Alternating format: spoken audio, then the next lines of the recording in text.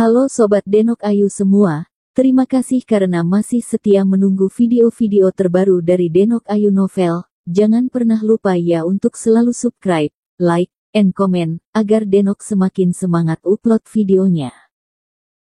Menantu terbaik bab 726 cepat atau lambat, kita akan pergi kemanapun kita mau perbaikan.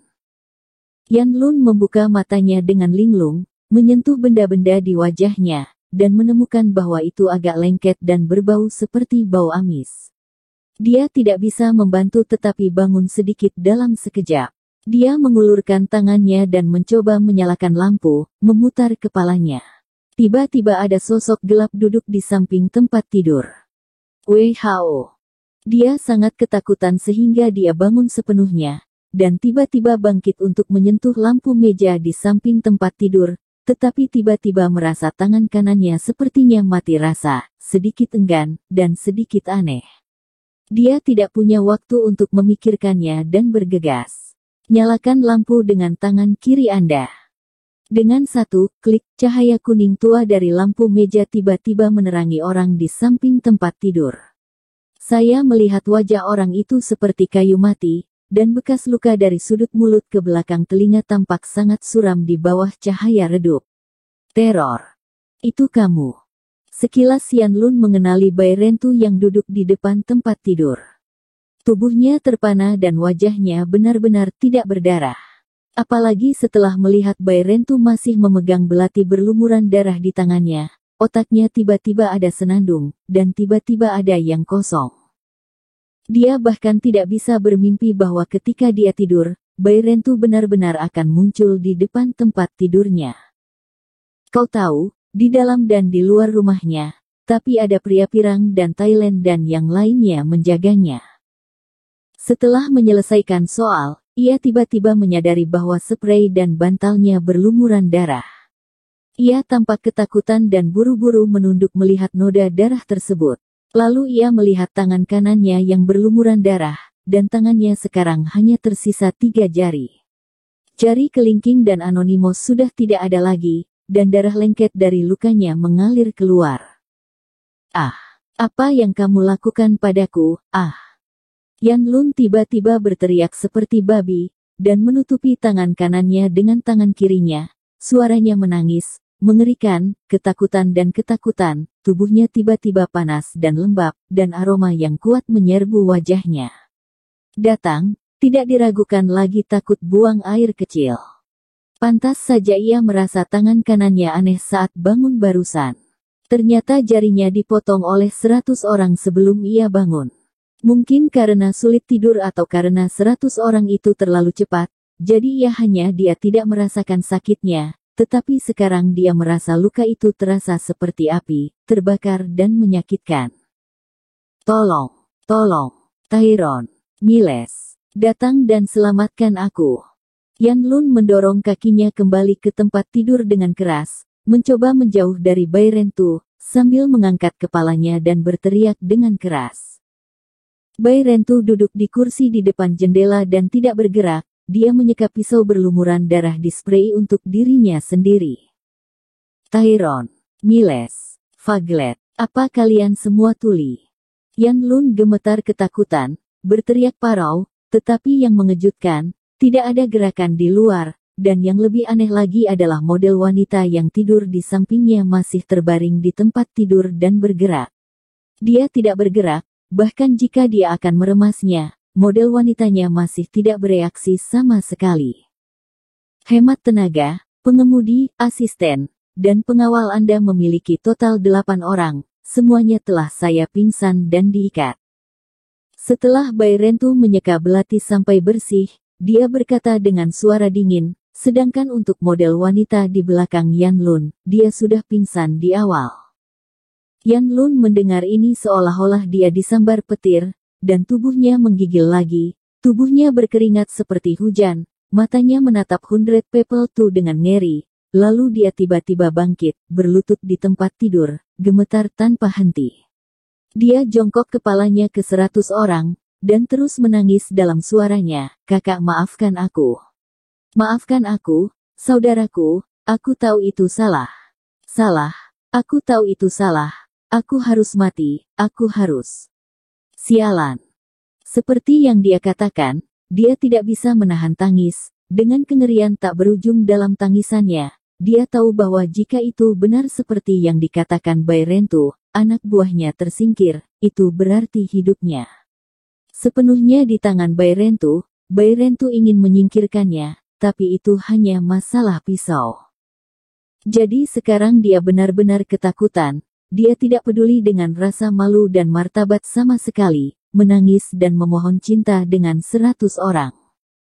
Bairentu menatapnya dengan dingin dan berkata dengan ringan, apakah kamu tahu mengapa aku datang kepadamu? Tubuh Yanlun menegang, dia menatap 100 orang itu dengan ngeri, dan menelan ludahnya, dan berkata dengan ngeri, tidak. Aku tidak tahu.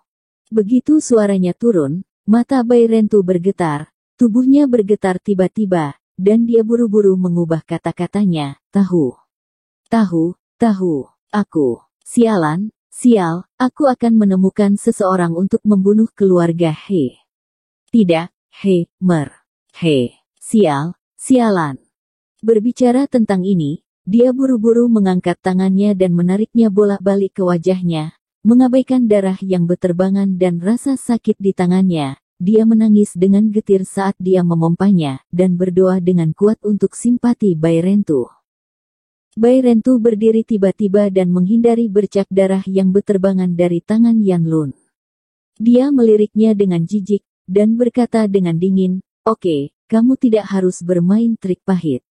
Menurut gaya pekerjaanku, aku harus akan membunuhmu, tapi suami kami manusiawi dan berniat untuk mengampuni hidupmu.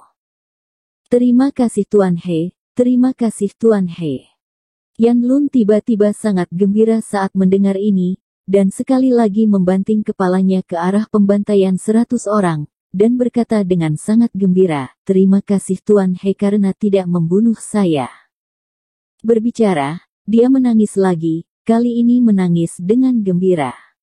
Namun, meskipun suami kami menyelamatkanmu kali ini, kamu akan ingat padaku bahwa jika kamu menggunakan trik cerdik untuk berkomplot melawan Tuan He di masa depan, kamu tidak akan seberuntung itu. Bairentu berkata dengan dingin, karena aku bisa masuk dengan tenang dan memotong lidahmu, secara alami aku juga bisa memenggal kepalamu. Alasan kenapa dia memotong jari Yanlun bukan hanya untuk membuat Yanlun memiliki ingatan yang panjang, tapi juga untuk membuktikan kemampuannya pada Yanlun.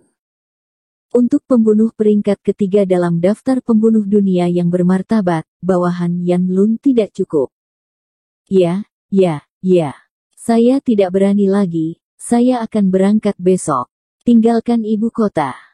Yanlun menjawab dengan suara gemetar, dan sekarang dia benar-benar tidak ingin tinggal di ibu kota sebentar. Adapun kerjasamanya dengan Pluto, dia juga benar-benar gagal. Dia tahu bahwa ratusan orang mendatanginya, dan menyatakan bahwa dia telah melihat segalanya. Jika dia benar-benar berani merepotkan Lin Yu lagi, dia benar-benar tidak sabar. Bairentu meliriknya dengan ringan dan melihat bahwa tujuannya telah tercapai, tanpa berkata apa-apa, segera bangkit dan pergi. Setelah dia keluar, dia menemukan bahwa di luar sudah hujan lebat. Tanpa mengucapkan sepatah kata pun, dia menundukkan kepalanya dan langsung terjun ke tirai hujan. Pada saat ini, Jiang Yan dan Lin Yu baru saja mandi dan memasuki rumah melihat di luar terlalu banyak hujan. Jiang Yan bergegas ke jendela untuk memastikan apakah jendela sudah ditutup. Retak. Guntur keras terdengar, dan Jiang Yan menggigil ketakutan, tampaknya dia belum lega dari ketakutan di restoran tadi. Lin Yu buru-buru memeluknya dari belakang dan tersenyum, Kakak Yan, jangan takut, ini aku. Jiang Yan meraih tangan yang dipegang Lin Yu di perutnya. Memikirkan apa yang terjadi malam ini, dia berkata dengan sedikit ketakutan, Jiarong, bagaimana kalau kita pergi? Tinggalkan ibu kota. Meninggalkan ibu kota. Lin Yu gemetar sedikit, dan berkata dengan ragu, kemana kita akan pergi ketika kita meninggalkan ibu kota? Kamu bisa pergi kemana saja. Jiang Yan melihat pemandangan petir dan guntur, angin dan hujan di luar, dan berkata dengan sedikit gentar, kita bisa kembali ke Qinghai, pergi ke selatan, atau pergi ke luar negeri, tapi kita tidak perlu berada di ibu kota lagi. Angin dan hujan di sini terlalu besar. Lin Yu sepertinya mendengar kepanikan dalam nada suara Jiang Yan, dan dengan cepat memeluknya, menyandarkan kepalanya di bahunya, dan berbisik, ya, pasti, suatu hari kita akan melakukannya. Saya akan pergi dari sini dan pergi kemanapun kita ingin pergi, tetapi sekarang saya tidak dapat menahan diri. Ada beberapa hal, karena saya sudah mengenal mereka, saya harus menghadapinya, dan saya harus memikul beberapa tanggung jawab. Jangan khawatir, tidak peduli seberapa keras badai itu, aku akan selalu melindungimu dari angin dan hujan. Sekarang dia bukan lagi warga negara kecil dari Qinghai yang hanya berharap untuk bertahan hidup dan hidup dalam damai. Setelah berada di ibu kota begitu lama, dia telah bertemu terlalu banyak orang dan menyentuh terlalu banyak hal. Pikiran dan ambisinya yang luhur sudah ada di sana. Diam-diam berubah, terutama setelah melihat Xiang Nantian yang murah hati, legendaris dan kuat serta He Zizhen yang heroik, yang benar dan kurus. Mengapa dia tidak merasa terpesona? Mengapa Anda tidak ingin menjadi karakter seperti itu? Dia masih harus mempromosikan pengobatan Tiongkok, dia harus melawan musuh asing, dan dia harus melawan kegelapan dunia ini, jadi bagaimana dia bisa diintimidasi oleh Yan Lun kecil? Mengapa Anda pergi tanpa berkelahi? Aku tidak membutuhkanmu untuk melindungiku dari angin dan hujan. Jiang Yan menggelengkan kepalanya dengan lembut, sepertinya mendengar ketegasan dalam kata-kata Lin Yu. Dia tahu bahwa ada banyak hal karena itu tidak cocok untuknya. Lin Yu tidak memberitahunya, tetapi tidak peduli apa yang diputuskan Lin Yu, dia bersedia untuk selalu dukung Lin Yu dan selalu temani Lin Yu. Saat dia berkata dia menoleh, menyentuh alis Lin Yu dengan ringan, dan melanjutkan dengan lembut tapi tegas, aku tidak ingin menjadi orang yang dilindungi olehmu, aku ingin menjadi orang yang menemanimu dalam angin dan hujan. Bersambung. Terima kasih sahabat Denok yang sudah mendengarkan video ini. Jangan lupa like, comment, and subscribe ya. Terima kasih.